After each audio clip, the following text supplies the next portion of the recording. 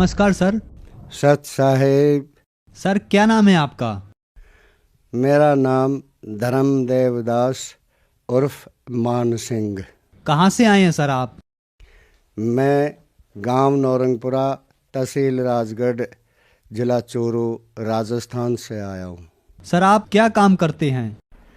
Sir, वर्तमान में तो मैं कुछ काम नहीं करता। खेती क्यारी का काम है, वो बच्चे करते रहते हैं। अपना काम है भजन भाव करना। लेकिन मैंने अपने जीवन के जवानी के समय में नेवी में नौकरी की है, भारतीय नौसेना। सर आपने संत रामपाल जी महाराज से नाम दीक्षा कब ली?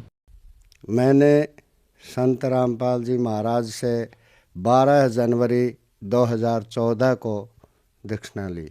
सर आप संत रामपाल जी महाराज से नाम दीक्षा लेने से पहले क्या क्या भक्ति साधनाएं करते थे?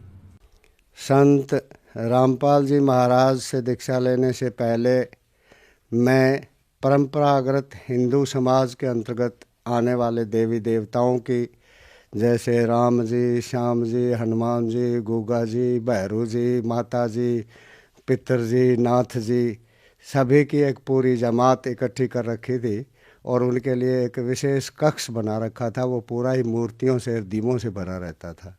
सर जो भक्ति साधनाएं आप करते थे उनसे आपको क्या क्या लाभ मिले? उनकी भक्ति करता था, पुरजोर भक्ति करता था, उनके नाम के व्रत भी रखता था। ये सारा कुछ करने के बावजूद भी मुझे लाभ कोई नहीं हो रहा था। उल्टा धीरे धीरे नुकसान ही होता जा रहा था। मेरे ऊपर 3 ताप का चक्कर चलने लगा, यानी तांत्रिक गतिविधियों का, जिनके द्वारा शारीरिक रूप से बीमार रहने लगा। डॉक्टरों को दिखाया, ओझाओं को दिखाया, पूछाकारों को दिखाया, कहीं पर कोई इलाज नहीं हो पाया। होते होते जब डॉक्टरों के पास गया तो बिड़ला हॉस्पिटल पिलानी में इलाज कराया। उनको पता ही नहीं चला बीमारी क्या है।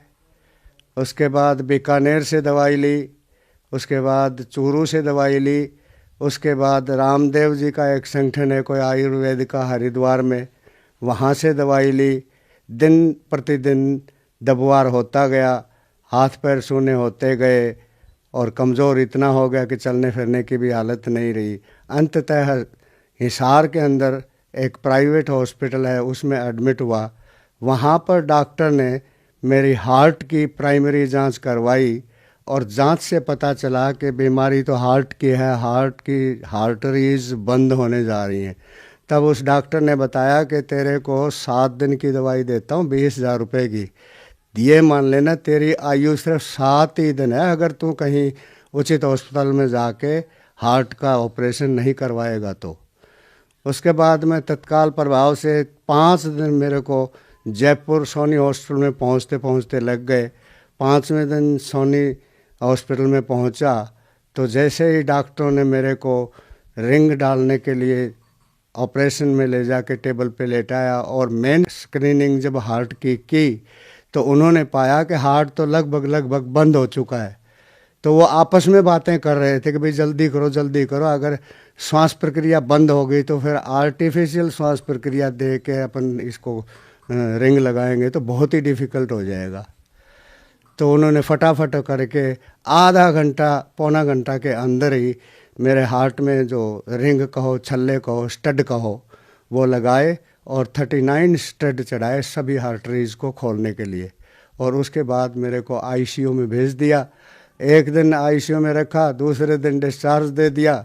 घर आया, 6 दिन तक तो वो स्टड काम किए, 7वें दिन फिर वैसा ही हालत हो गया। उठ के चलूँ तो चक्कर आए, धूजनी छूट जाए और कहीं भी गिरने की पोजीशन हो जाए। दोबारा चेकिंग कराने के लिए गया तो मैंने डॉक्टरों से बताया। डॉक्टर बोले छल्ले बहुत अच्छे सेट हो गए। मैं बोला डॉक्टर साहब छल्ले तो सेट हो गए, लेकिन मैं तो सेट नहीं हुआ। 4 कदम चल नहीं पाता, धूजनी छूट के पसीना आके चक्कर आ जाता है, जी मितलाता रहता है, न कुछ खाने को दिल करता। बोले नहीं 6 महीने का परहेज है, उसमें अपने आप बिस्तर से उठना नहीं, परहेज के बाद सब ठीक हो जाओगे। अब वो 6 महीने भी गुजर गए, 9 महीने हो गए, यानी मार्च में ये ऑपरेशन करवाया और दिसंबर 2013 तक मुझे कोई रिलीफ नहीं मिला। दूसरी तरफ से मैं ज्योतिष का भी जानकार था, तो ज्योतिष के भी ये योग बैठ रहे थे कि 70 के दशक में मेरी उम्र के 60 और 70 साल के बीच में 2 हार्ट अटैक होने हैं, तो उनमें से ये पहला ही था। तो मुझे निश्चित था कि भाई दोनों योग एक साथ बैठ रहे हैं, तो अभी तो मरना निश्चित है। मुझे इन देवताओं की भक्ति करते हुए भी मुझे ऐसा कोई लाभ नहीं हुआ, जिससे मरना ही निश्चित हो गया था लगभग।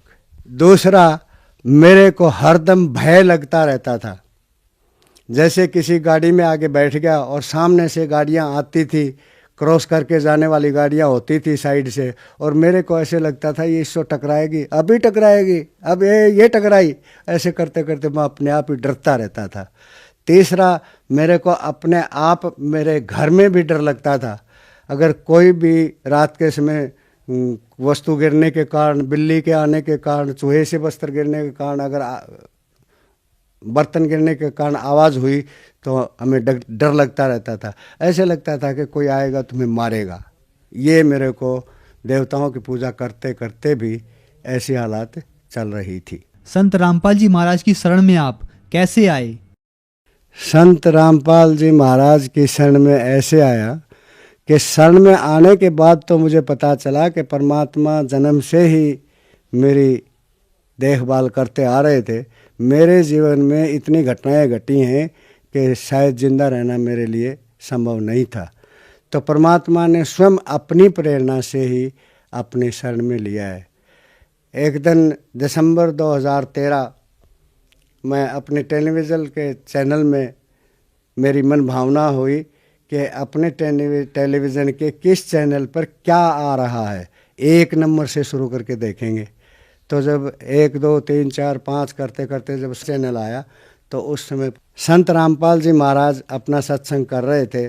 भोली भाली शक्ल लेकिन तेजोमय चेहरा देख के मैंने उनके शब्द तो सुने नहीं कि हमारे दिमाग में संतों का परिवेश तो होता है लंबी दाढ़ी हो, बड़े बड़े बाल हो, भगवान बाना हो, या फिर लाख लपेट रखी हो, या फिर सपाचट हो, दाढ़ी मूँछ सब, सिर के बाल भी। तो ऐसा कुछ था नहीं, तो मैंने उनके शब्द नहीं सुने। जब रात को सोने के लिए गया बिस्तर पे तो मेरे मन में चिंतन शुरू हो गया, अरे फलां चैनल पे कोई संत आ रहा था, अपन सुना नहीं, संत तो काम की बात बताते हैं। तो ऐसा चिंतन रह रह के होता रहा और मेरे को 3 बजे तक नींद नहीं आई। दूसरे दिन फिर शाम को 8 बजे लगाया तो उसमें सत्संग चल रहा था। सतगुरु रामपाल जी बता रहे थे ब्रह्मा विष्णु महेश के बारे में कि भाई अजर अमर नहीं है, ये जन्म मरण में आते हैं। तो इसका वर्णन मुझे भी पहले से ही पता था, देवी भागवत के अंदर से, शिव पुराण के अंदर से, गीता के अंदर से, क्यों मैं पढ़ता था ये। तो मैंने बोला ये तो कोई नई बात नहीं है। फिर बताया कि इनकी माता दुर्गा है, तो मैंने बोला ये भी कोई बात नहीं है, ये भी लिखा है। फिर परमात्मा ने जैसे ही बताया कि इनका पिता काल है और पति पत्नी व्यवहार से इनका जन्म होता है, तो मेरे को एक वही बात दिमाग में ऐसे चुभ गई कि ऐसे लगा कि यहाँ तो कुछ बिल्कुल नया मिलेगा आगे, और मेरा इंटरेस्ट उस सत्संग के सुनने में लग गया।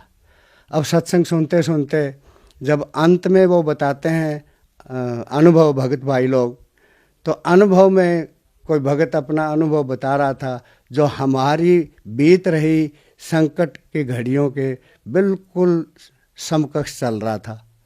तो फिर मेरे को वो ध्यान तो नहीं रहा कि भक्ति के लिए जाऊं, ये ध्यान रहा कि तेरा इलाज यहाँ हो सकता है, नहीं तो मरेगा। और उस भावना को लेकर संत रामपाल जी के शरण में गया 12 जनवरी 2014 को, और वहाँ जाके नाम दक्षिणा ली। सर, संत रामपाल जी महाराज की शरण में आने के बाद आपको क्या क्या लाभ मिले?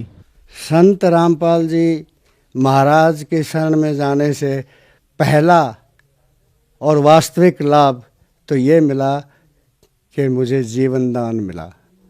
मुझे अपने आप में भी निश्चित हो गया था, मेडिकल साइंस ने भी अपना प्रयास कर लिया था। तो ऐसी हालात में जब मेडिकल साइंस जहाँ समाप्त हो जाए, वहाँ से तो आध्यात्मिक जगत में परमात्मा की प्रक्रिया ही शुरू होती है जो बचाने वाली होती है। और सबसे बड़ा लाभ भी यही है, अगर जीवन बचता है तो जिंदा रहने पे ही आगे कुछ क्रियाएं कर सकता है। दूसरे नंबर का लाभ ये मिला, जिस भक्ति को मैं चाहता था, मेरे को ये भावना हमेशा बनी रहती थी कि परमात्मा साकार है, नर आकार है, कहीं ऊपर के लोकों में रहता है और रचना के लिए इस सृष्टि पर सशरीर आता है और सशरीर जाता है। लेकिन मेरी इस बात का समर्थन करने वाला और इस बात को ठीक तरीके से समझाने वाला न कोई संत मिला, न कोई साधु मिला और न ही कोई अन्य व्यक्ति मिला जो कि ये संतुष्टि करा ले कि ये बात सही है और किस तरीके से सही है। अंततः जब मेरी इस बात की पुष्टि नहीं हो पाई तो कालांतर से मैंने अपने आप को संतुष्ट करने के लिए परमात्मा का साकार रूप सूर्य को माना कि भाई सूर्य से ही सबको जीवन मिलता है, यही परमात्मा का साकार रूप है। और जब इस पॉइंट पर आया तो ये स्थिति बीमारी के होते हुए परमात्मा के शरण में आया तो मेरा पूरा जो मन भावनाएं थी उनके अनुरूप पूरा भेद बता के संत रामपाल जी महाराज ने समझाया, जो कि वास्तविकता है कि परमात्मा साकार है, नर आकार है, ऊपर के लोकों में रहता है, वेदों में लिखा हुआ है। दूसरा लाभ आध्यात्मिक जगत से ये हुआ। तीसरा लाभ शारीरिक हिसाब से ये हुआ कि जो मुझे अपने घर में या किसी साधन में आते जाते समय हरदम भय लगता रहता था, तो रामपाल जी महाराज की शरण में आने के बाद मेरा भय भी छूमंतर हो गया और बीमारी भी छूमंतर हो गया। जहाँ मैं 4 कदम नहीं चल सकता था, वहाँ आज चंडीगढ़ क्या, दिल्ली क्या, अजमेर क्या, हिसार क्या, अकेला आता जाता हूँ और पुल रेलवे स्टेशन पे चढ़ता उतरता हूँ और मुझे कोई दिक्कत आज के दिन नहीं हो रही। ये लाभ मुझे संत रामपाल जी के शरण में जाने से हुआ। उनके वचनों में, उनके द्वारा दिए गए मंत्रों में शक्ति है, जिनके स्मरण करने मात्र से ही जीव के संकट दूर होते हैं।